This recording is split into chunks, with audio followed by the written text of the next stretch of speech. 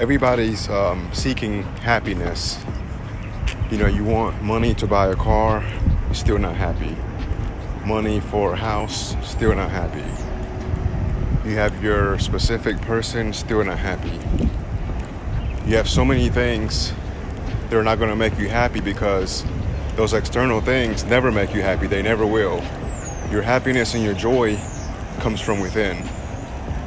So when you look for outer things, then those circumstances will also control you. So if you allow something from the outside to bring you happiness, then you'll never achieve it.